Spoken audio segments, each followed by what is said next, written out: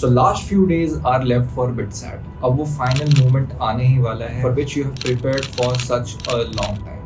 I know that for many of you, BITSAT is your last hope. BITSAT is your last chance to get into a tier 1 college and make your dreams into reality. Now in end के कुछ दिनों में ही ना most of the students do major mistakes, major blunders because of which पूरा का पूरा paper they mess up. Maybe I'm pretty sure that many of you have prepared very well, but at the end in the actual exam you messed up because some or the other reasons.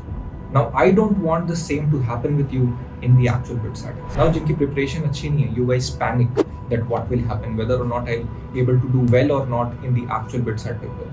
And for some of you who have a great preparation, many of you go into overconfidence that I'm scoring good in mock tests, so ultimately I'll score well in the actual paper also. It's good to have confidence, but please make sure that confidence does not go into overconfidence. हमको panic भी नहीं होना है, overconfident भी नहीं होना. We have to be somewhere in the middle, have a neutral mindset.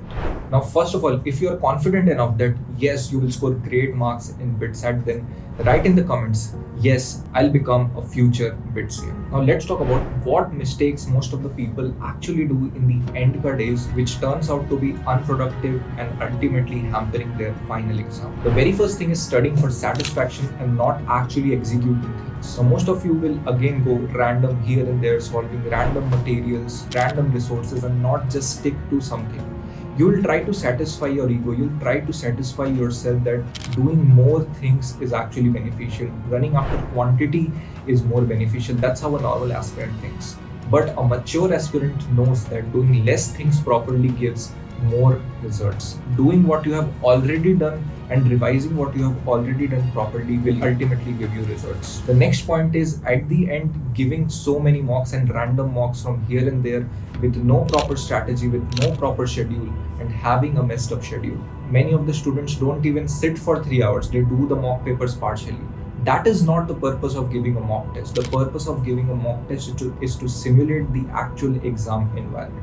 The next mistake that students do in mock tests is not relying on a single resource properly and running after different platforms. You should realize one thing, that it is called test series for a reason. It is not a single mock test.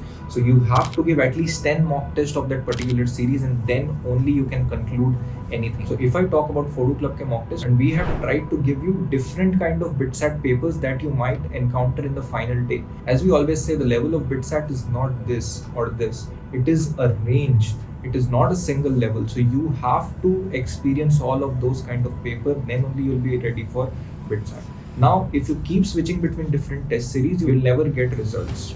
A lot of students just give 1 or 2 mock tests and try to derive a conclusion. Oh, bhaiya, ye paper to kafi random tha. Oh, bhaiya, this paper was easy. But it is very, very important for you to understand is to give at least more than 10 mock tests. Then only kuch ho payega. The next mistake that people do is still solving JEE PYQs. If you are one of them who are still solving JEE ke PYQs for BITSAT, then my dear friend, please stop doing that and follow a proper resource. क्योंकि time बिल्कुल भी नहीं है. You need relevant resource and get yourself familiarized with the actual BITSAT pattern. Though we ourselves recommend that you can solve easy and medium level questions of JEE Main, but at the end, if you have no proper resource where you have a segregation of these type of questions, then please don't waste a lot of time in finding those questions. If you have those particular questions listed out, then there is no problem. But for most of you, I know that you don't have a proper resource where you have segregated questions of easy and medium level of JEE. One of the most major mistake that students do is no analysis and no focus on improvement. Just focusing on quantity. The quantity of solving questions, the quantity of solving mocks. A lot of students think the more mock tests I'll give, the more marks I'm going to gain, which is absolutely not true. If you don't improve, if you don't see ki kahan I am making mistakes and don't act upon it, your marks will not improve in the mock test and ultimately you will not improve anything. So it is very, very important to keep improving every single day, working upon your weaknesses and practicing from a quality resource. I know most of you are following the crash course of phodu.club. Please stick to it properly. Solve all the TPPs, chapter-wise test properly with full focus and with full quality, and I can guarantee you that you are going to get to your best potential in BITSAT.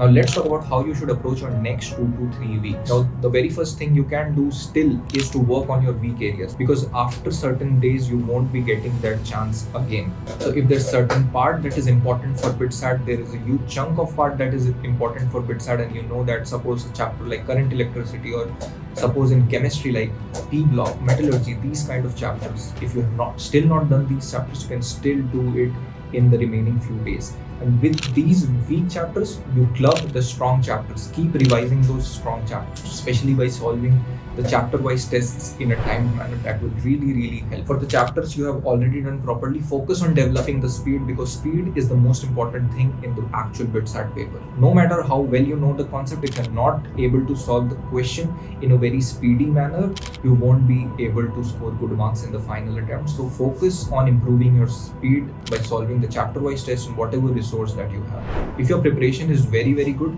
then you should give mock test in every 2 to 3 days. You can also give mocks in alternate days, but 2 to 3 days is a good gap, so that you can actually analyze the paper properly and work upon your mistakes and then move on to the next mock. If your preparation is not that good, then you should at least give 1 mocks in every 4 days, so that you build your exam temperament and you actually see that where do you lack and work on those areas properly. As the exam approaches, slowly increase the frequency of mocks. The next important thing is short notes and revision. Now you should realize the importance of revision. Most of you have short notes, and for those who don't have short notes, I'm sure you have some of the other material of short notes. Keep revising from those materials properly. I'm emphasizing this again and again. Covering the syllabus is one thing, it is also very important thing, but retaining it is the most important thing.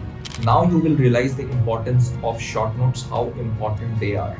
So have a time slot, have a particular time slot where you will only do revision and nothing else. On the end days, as I already mentioned, you can still cover a lot of parts of English and logical reasoning and chemistry. Especially chemistry is a very theoretical subject. You can cover the theoretical parts and boost your score by a lot of marks. Also, if you start doing English and logical reasoning from now onwards properly, you will ultimately boost your score. You can still cover the English and logical reasoning course of phodu.club. If you are enrolled in the test series, do it properly and you will be 100% ready to tackle the final paper. Also, while giving the mock test, there are a few things that you should keep in your mind. The very first thing is to give in the time slot that you have decided to write your BITSAT paper in. The second thing is to review and analyze it properly and work on your mistakes. And the third thing is to properly track your progress and your mock test. Now, from where you can track your progress, we at Phodu.club have made a free Notion prep tracker for you guys, which is absolutely free of cost. You don't have to pay anything for that. As you can see on the screen, this is the Notion tracker, this is the dashboard.